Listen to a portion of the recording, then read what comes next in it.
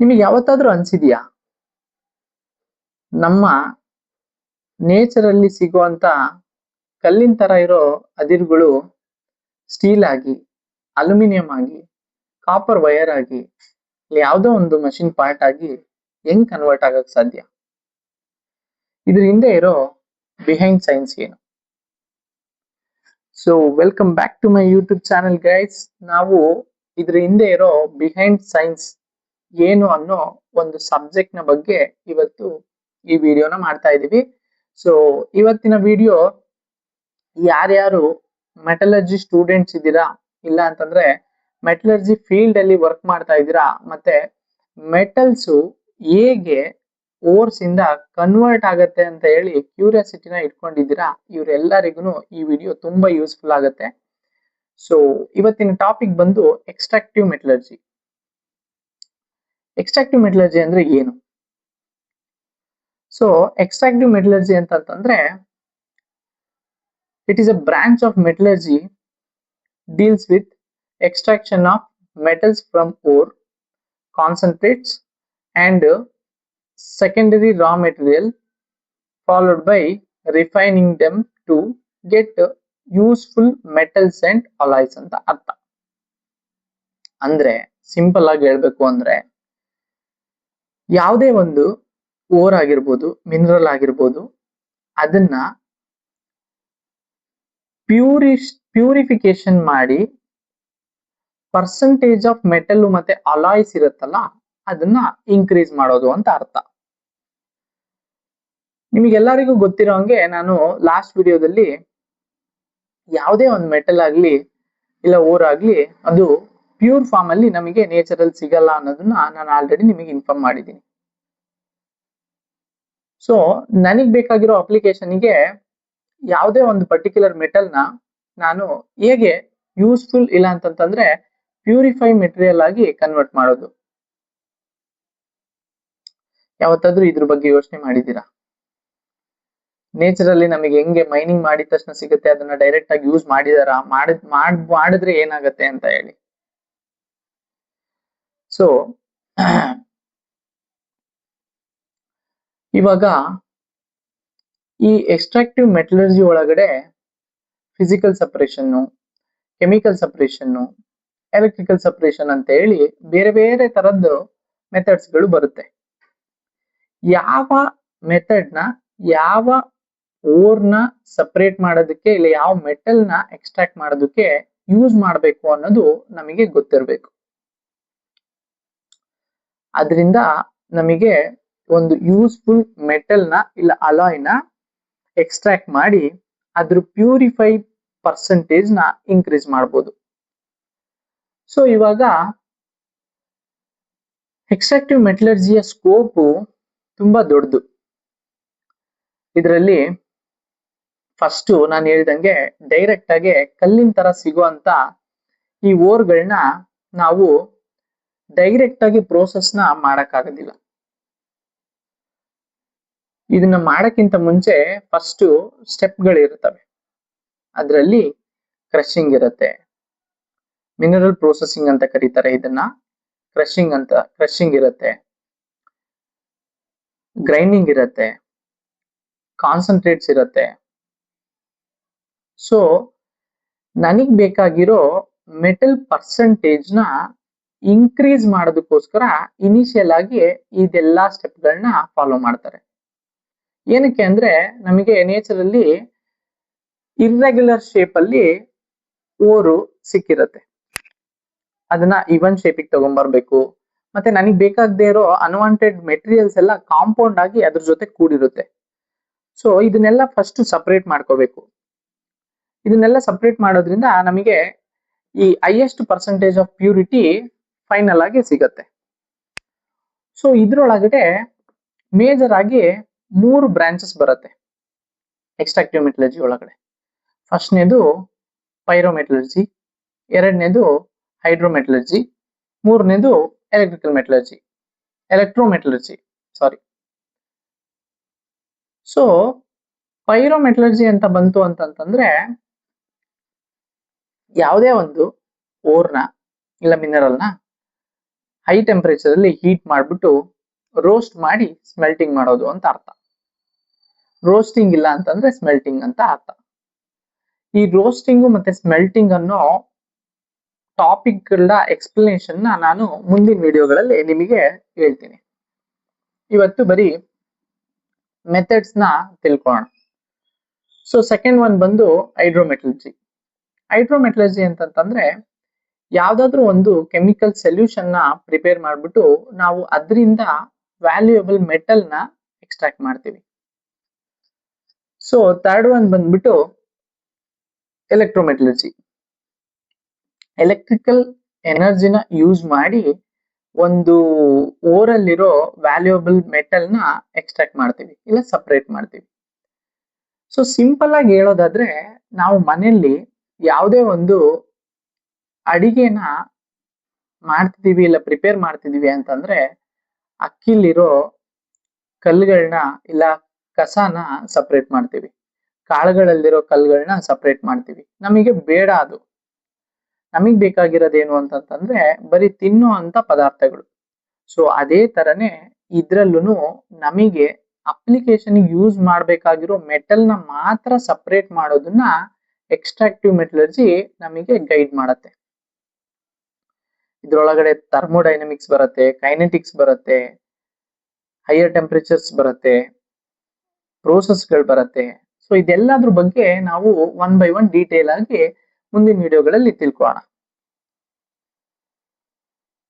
So ಎಕ್ಸ್ಟ್ರಾಕ್ಟಿವ್ metallurgy ನಮಗೆ ಯಾಕೆ ಬೇಕು? ಅದಿಲ್ಲ ಅಂತಂತಂದ್ರೆ ನಾವು ಯಾವ್ದನ್ನು ಮ್ಯಾನುಫ್ಯಾಕ್ಚರ್ ಮಾಡೋದಕ್ಕೆ ಆಗಲ್ವಾ? ಸೊ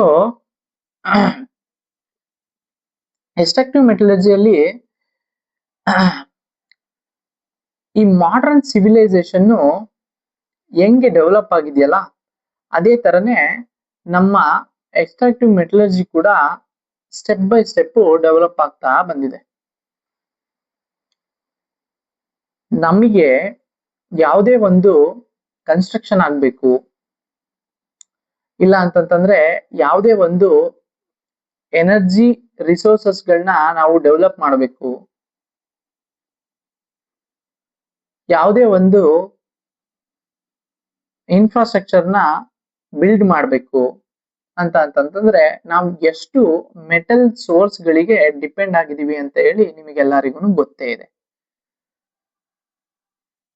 ಸೊ ಈ ಎಲ್ಲ ಮೆಟಲ್ಸ್ ನ ಈ ಎಲ್ಲ ರಿಕ್ವೈರ್ಮೆಂಟ್ಸ್ ನ ಫುಲ್ಫಿಲ್ ಮಾಡಬೇಕು ಅಂತಂದ್ರೆ ನಮಗೆ ಮೆಟಲ್ಸ್ ಎಷ್ಟು ಬೇಕು ಅನ್ನೋದು ಗೊತ್ತಿದೆಯೋ ಅದೇ ತರನೇ ಮೆಟಲ್ಸ್ ನ ಎಕ್ಸ್ಟ್ರಾಕ್ಟ್ ಮಾಡಬೇಕು ಅಂತಂದ್ರೆ ಎಕ್ಸ್ಟ್ರಾಕ್ಟಿವ್ ಮೆಟಲರ್ಜಿ ಎಷ್ಟು ಬ್ಯಾಕ್ ಬೋನ್ ಆಗಿದೆ ಅನ್ನೋದು ಇಂಪಾರ್ಟೆಂಟ್ ಆಗುತ್ತೆ. ಸೊ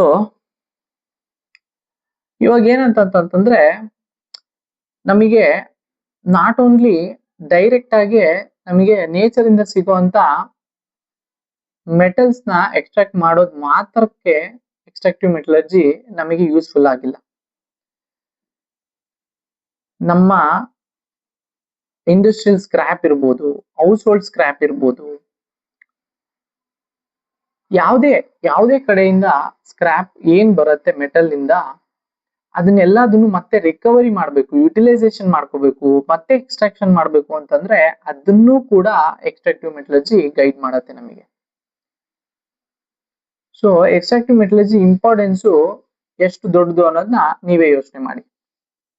ಇದರಿಂದ ಏನಾಗತ್ತೆ ಅಂತಂದ್ರೆ ಸಸ್ಟೈನಬಿಲಿಟಿ ಬೆಳೀತಾ ಹೋಗುತ್ತೆ, ಮತ್ತೆ ನ್ಯಾಚುರಲ್ ರಿಸೋರ್ಸ್ ನಾವು ಎಷ್ಟು ಯುಟಿಲೈಸ್ ಮಾಡ್ಕೋಬಹುದು ಅಷ್ಟು ಯುಟಿಲೈಸ್ ಮಾಡ್ಕೋಬಹುದು.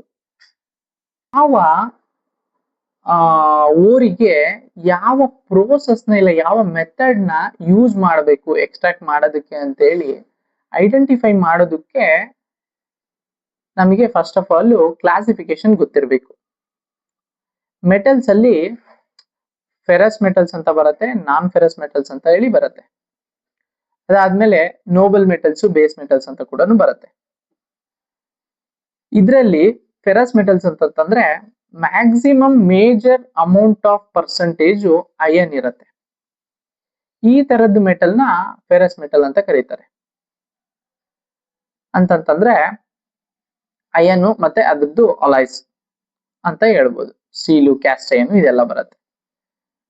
ಇನ್ನ ನಾನ್ ಫೆರಸ್ ಮೆಟಲ್ಸ್ ಅಂತ ಬಂತು ಅಂತಂತಂದ್ರೆ ಕಾಪರ್ ಆಗಿರ್ಬೋದು, ಅಲ್ಯೂಮಿನಿಯಂ ಆಗಿರ್ಬೋದು, ಜಿಂಕ್ ಆಗಿರ್ಬೋದು, ಇದೆಲ್ಲ ಅದನ್ನು ನಿಕ್ಕಲ್ ಆಗಿರ್ಬೋದು, ಲೆಡ್ ಆಗಿರ್ಬೋದು. ಸೊ ಇದೆಲ್ಲ ಅದನ್ನು ನಾನ್ ಫೆರಸ್ ಮೆಟಲ್ಸ್. ಹೇಗೆ ಅಂತಂದ್ರೆ ಇದರಲ್ಲಿ ಹೈಯರ್ ಪರ್ಸೆಂಟೇಜ್ ಆಫ್ ಐರನ್ ಇರೋದಿಲ್ಲ, ಮೇಜರ್ ಪರ್ಸೆಂಟೇಜ್ ಐರನ್ ಇರೋದಿಲ್ಲ. ಇನ್ನ ನೋಬೆಲ್ ಮೆಟಲ್ಸ್ ಅಂತ ಬಂತು ಅಂತಂತಂದ್ರೆ ನಾವು ಈ ಜ್ಯುವೆಲರಿ ಪರ್ಪಸ್ಗೆ ಅಂತ ಹೇಳಿ ಯೂಸ್ ಮಾಡುವಂತ ಗೋಲ್ಡ್, ಸಿಲ್ವರ್, ಪ್ಲಾಟಿನಮ್ ಈ ತರದ್ದು. ಇನ್ನ ಬೇಸ್ ಮೆಟಲ್ ಅಂತ ಬಂತು ಅಂತಂದ್ರೆ ಮತ್ತೆ ತುಂಬಾ ರಿಯಾಕ್ಟಿವ್ ಮೆಟೀರಿಯಲ್ಸ್ ಇದೆಲ್ಲ, ಮತ್ತೆ ಐರನ್, ಕಾಪರ್, ಜಿಂಕ್ ಈ ತರದ ಮೆಟೀರಿಯಲ್, ಅಲ್ಯೂಮಿನಿಯಂ. ಸೊ ನೆಕ್ಸ್ಟ್ ನಾನು ನಿಮಗೆ ಫಸ್ಟಿಗೆ ಹೇಳ್ದಂಗೆ ನಮಗೆ ನೇಚರಲ್ ಸಿಗುವಂತ ಮೆಟೀರಿಯಲ್ಸ್ ಓರ್ಸ್ ಡೈರೆಕ್ಟ್ ಆಗಿ ಪ್ಯೂರ್ ಫಾರ್ಮ್ ಅಲ್ಲಿ ಇರೋದಿಲ್ಲ. ಅಂದ್ರೆ ಯಾವ ಫಾರ್ಮ್ ಅಲ್ಲಿ ಇರುತ್ತೆ? ಬೇರೆ ಬೇರೆ ಫಾರ್ಮ್ ಅಲ್ಲಿ ಇರುತ್ತೆ. ನಮಗೆ ಆಕ್ಸೈಡ್ ಫಾರ್ಮ್ ಅಲ್ಲಿ ಇರ್ಬೋದು, ಸಲ್ಫೈಡ್ ಫಾರ್ಮ್ ಅಲ್ಲಿ ಇರ್ಬೋದು, ಕಾರ್ಬೋನೇಟ್ ಫಾರ್ಮ್ ಅಲ್ಲಿ ಇರ್ಬೋದು, ಕಾಂಪೌಂಡ್ ಫಾರ್ಮ್ ಅಲ್ಲಿ ಇರ್ಬೋದು. ಸೊ ಮತ್ತೆ ಓರ್ಸ್ ಒಳಗಡೆ ಕ್ಲಾಸಿಫಿಕೇಶನ್ ಅಂತ ಬಂತು ಅಂತಂತಂದ್ರೆ ಆಕ್ಸೈಡ್ ಫಾರ್ಮ್ ಅಲ್ಲಿ ಯಾವ ಓರ್ಗಳಿರುತ್ತೆ? ಹೆಮಟೈಟ್ ಮತ್ತೆ ಬಾಕ್ಸೈಟ್ ಅಂತ ಕರೀತಾರೆ. ಇದನ್ನ ಆಕ್ಸೈಡ್ ಫಾರ್ಮ್ ಅಲ್ಲಿ ಸಿಗುವಂತ ಓರಿನ ವಿಧಗಳು. ಹೆಮಟೈಟ್ ಅಂತ ಬಂತು ಅಂತಂದ್ರೆ ಐರನ್ನಿನ ಓರ್, ಕಬ್ಬಿಣದ ಅದಿರು. ಬಾಕ್ಸೈಟ್ ಅಂತ ಬಂತು ಅಂತಂದ್ರೆ ಇದು ಅಲ್ಯೂಮಿನಿಯಂನ ಅದಿರು. ಇನ್ನ ಸಲ್ಫೈಡ್ ಓರ್ಸ್ ಅಂತ ಬಂತು ಅಂತಂತಂದ್ರೆ ಎಕ್ಸಾಂಪಲ್ ಕೊಡೋದಾದ್ರೆ ಜಿಂಕ್ ಬ್ಲೆಂಡ್ ಮತ್ತೆ ಕಾಪರ್ ಪೈರೇಟ್, ಗೆಲೆನಾ. ಈ ಗೆಲೆನಾ ಅಂತಂತಂದ್ರೆ PB ಲೆಡ್ ಏನಿದೆ ಅದರ ಅದಿರಿನ ರೂಪ, ಫಾರ್ಮ್. ಸೊ ನೆಕ್ಸ್ಟ್ ಕಾರ್ಬೊರೇಟ್ ಫಾರ್ಮ್ ಅಂತ ಬಂತು ಅಂತಂದ್ರೆ ಓರ್ ಅಂತ ಬಂತು ಅಂತಂತಂದ್ರೆ ಅದರಲ್ಲಿ ಸಿಡೆರೈಟ್ ಮತ್ತೆ ಮ್ಯಾಲಚೈಟ್ ಅಂತ ಹೇಳಿ ಎರಡು ಟೈಪ್ ನ ಎಕ್ಸಾಂಪಲ್ ಆಗಿ ತಗೋಬಹುದು. So siderite once again iron ore ನ ಇನ್ನೊಂದು ಫಾರ್ಮ್, ಓಕೆನಾ. ಮ್ಯಾಲಚೈಟ್ ಅಂತಂದ್ರೆ ಅದು ಕಾಪರ್ ನ ಇನ್ನೊಂದು ಫಾರ್ಮ್. ಸೊ ನೆಕ್ಸ್ಟ್ ನೇಟಿವ್ ಓರ್ಸ್ ಅಂತ ಬಂತು ಅಂತಂತಂದ್ರೆ ಮತ್ತೆ ನಾನು ಅವಾಗ್ಲೇನೆ ಹೇಳ್ದಂಗೆ ನಮ್ಮ ಜ್ಯುವೆಲರಿ ಪರ್ಪಸ್ಗೆ ಅಂತ ಯೂಸ್ ಮಾಡುವಂತ ಸಿಲ್ವರ್, ಗೋಲ್ಡ್, ಪ್ಲಾಟಿನಮ್ ಈ ತರದ್ದು.